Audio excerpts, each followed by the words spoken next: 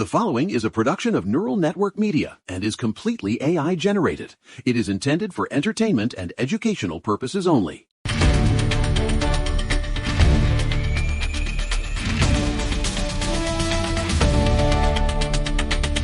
Okay, gang, welcome in. It is Monday, February 9th, 2026, and we are coming to you with an action-packed show today.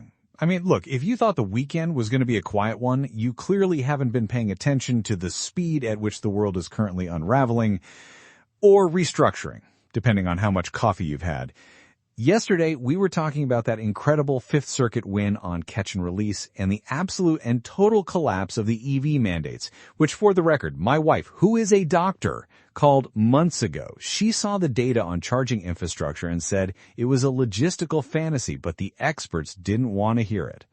They never want to hear it, Josh. I mean, really, why would they listen to a doctor or a data point when they have a narrative to protect? What is going on here? Seriously, I'm sitting here in the barn in Maine, fiddling with a new mackerel lure. By the way, it's a beauty. And I'm looking at the news cycle thinking, they actually hate us. Literally.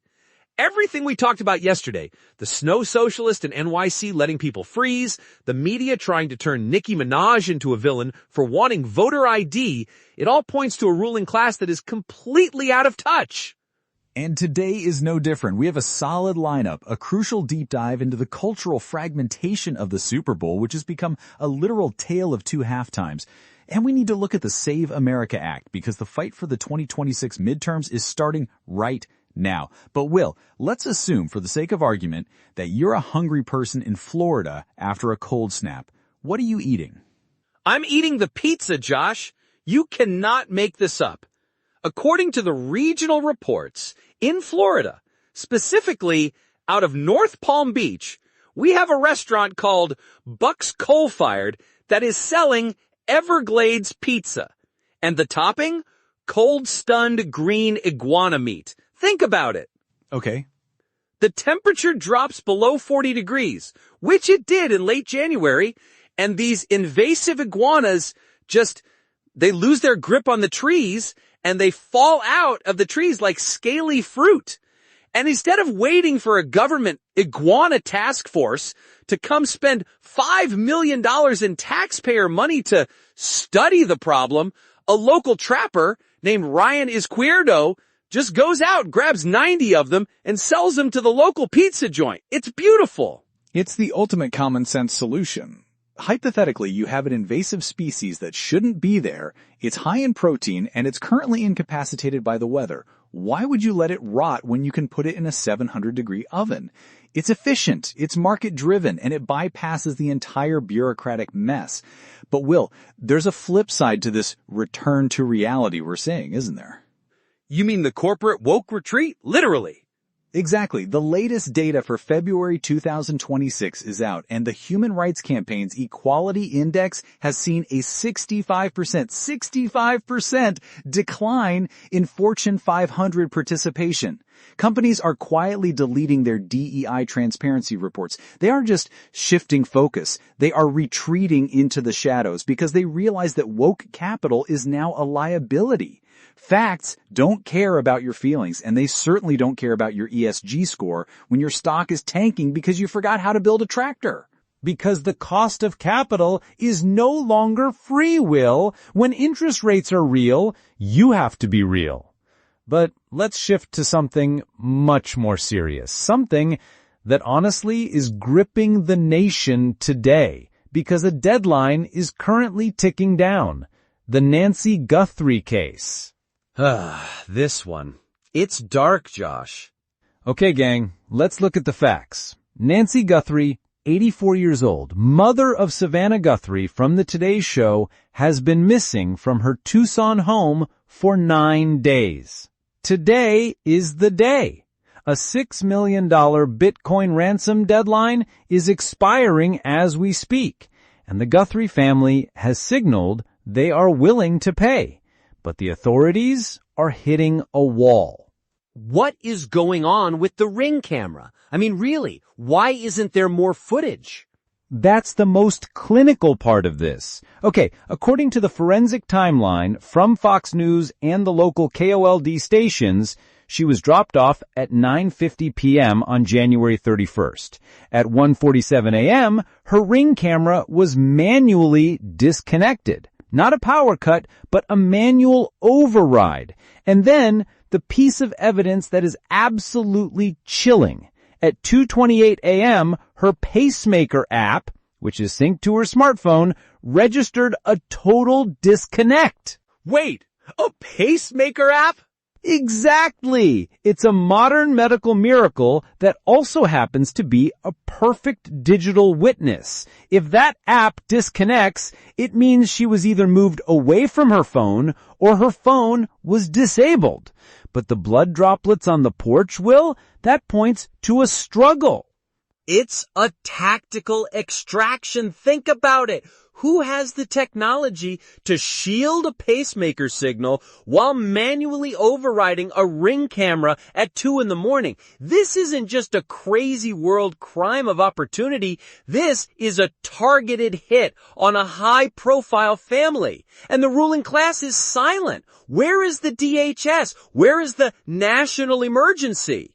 Well, hypothetically, if the border in Arizona were secure, we wouldn't have to worry about tactical extractions disappearing into the desert.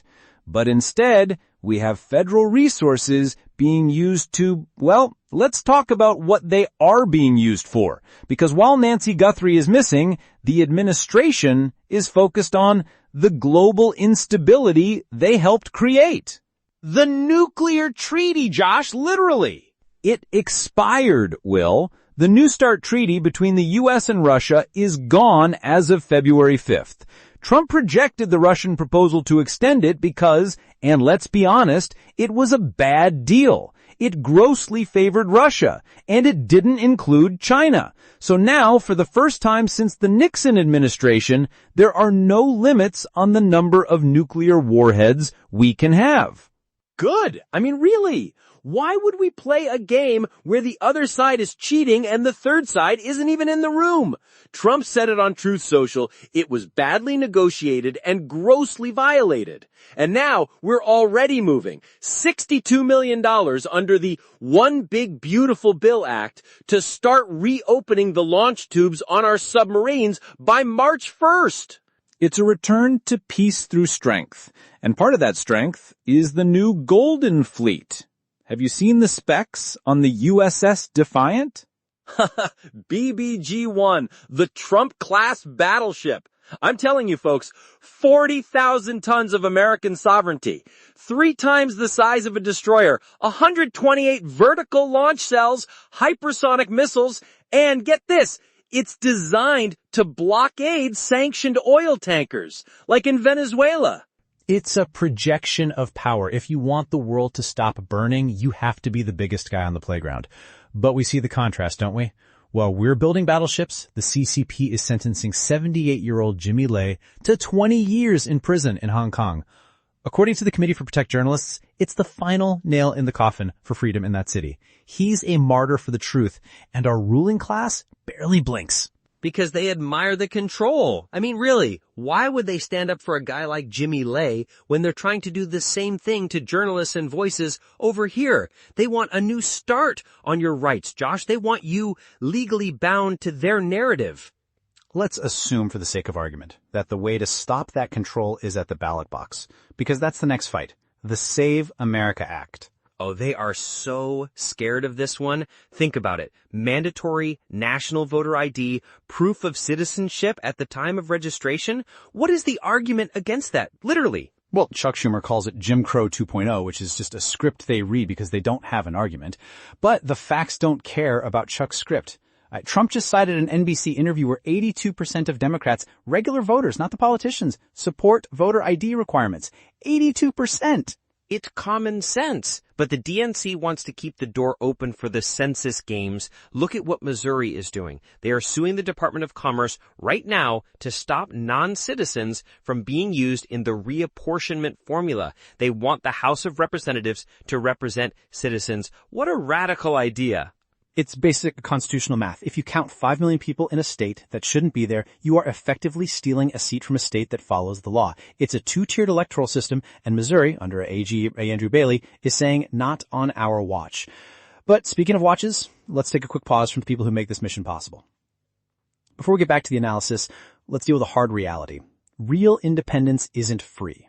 This entire network, from this show to the flagship The Neural Daily, exists because one man, Eric Christensen, decided to build it himself. He didn't ask for a government grant. He invested his own capital and technical expertise to architect a media platform that respects your intelligence. If you value that kind of meritocratic building, back it up. And don't limit yourself to just the politics. Get the full strategic picture by subscribing to the Neural Daily and the rest of the network. Support the builder and you support the mission. Support the builder, folks, because the ruling class isn't building anything but bunkers. And speaking of bunkers, Josh, we have to talk about last night, the Super Bowl, the 2 halftimes. Okay, gang, let's look at the numbers first. 127 million viewers. The official Apple Music halftime show featured Bad Bunny. Now, I'm a fan of efficiency, but the NFL's decision to perform almost the entire set in Spanish with a "We accept EBT" sign on the stage set was, let's say, a choice. A choice? It was a provocation. I mean, really, I'm watching this in the barn and I see a bodega on the 50-yard line with a neon EBT sign. What is the message there? Welcome to the new America, brought to you by the welfare state. Why are they doing this? It was a performance for a global audience that forgot who pays the bills in Levi's Stadium. According to The Guardian, the show was historic, sure, but if you look at the Outkick data, the cultural divide was a literal canyon. Millions of people, and I mean millions, switched over to the Turning Point USA alternative broadcast. They didn't just switch, they flooded it. Charlie Kirk and the TPUSA crew did an all-American halftime show, and the viewership numbers were staggering. We are now at a point where even the Super Bowl, the one thing that used to bind us together, is a defensive bunker. Blue halftime versus red halftime. And why is that? Because the NFL insists on performing the Black national anthem before the game. According to Outkick, fans were frustrated, and that's a mild way of putting it. Why are we subdividing the national anthem into racial categories? If we are one nation, we have one song. Exactly. And then you have Bad Bunny listing off Latin American countries while a sign says, "Together we are America." Literally everyone but the United States is like they're ashamed of the people who actually watch the sport. Think about it. Why does the NFL hate its own fan base so much? It's the expert class arrogance, Will. They think they can re-educate the viewer through a 13-minute salsified version of Lady Gaga, but the viewer isn't falling for it anymore. People are looking for grit. They're looking for resilience, which, by the way, we saw in the actual sporting world yesterday. Breezy Johnson! Exactly. American skier Cortina D'Ampezzo, 4 years after a crash that literally shattered her dreams on that same mountain, she comes back yesterday and wins the gold in the downhill by 0.04 seconds. That is the American spirit. That is common sense. You face the mountain that broke you and you beat it through sheer grit. And she beat the German Emma Eicher by the hair on her chin. But then you have the heartbreak of the legend. Lindsey Vonn, 41 years old, attempting a comeback that honestly violated the laws of biology. 13 seconds into her run, she crashes, fractured left leg, airlifted to the hospital. It's the cost of the dream, Josh, and I respect her for going for it. I really do. But it's a reminder that facts and the physics of a 41-year-old knee don't care about your comeback narrative. But at least she was out there competing in reality, not dancing in a fake neighborhood with an EBT sign. Facts. Look, the common thread here today, from the Save America Act to the USS Defiant to Breezy Johnson, is the return to objective reality. People are tired of the sloppy thinking of the progressive left. They want a border that exists, they want a dollar that has value, and they want a halftime show that doesn't feel like a lecture on Latin American geography. They want a country that actually likes itself. Literally. Why is that so much to ask? I mean, we have the ruling class telling us to eat lizards. Okay, maybe the Florida guys are onto something there, but they're telling us the border is fine while 84-year-old grandmothers are being snatched march for Bitcoin. It's a mismatch between the rhetoric and the reality, and that's where the neural right comes in. We're gonna keep hammering the data until the common sense is the only thing left standing.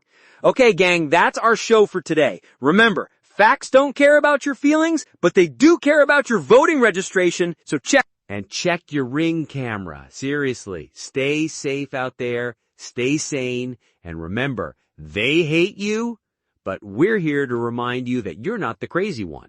My wife, who is a doctor, says you should all drink more water, specifically out of a leftist tears tumbler if you can find one. We'll be back tomorrow with more logic bullying and populist prince energy. See ya. Folks, take care of yourself.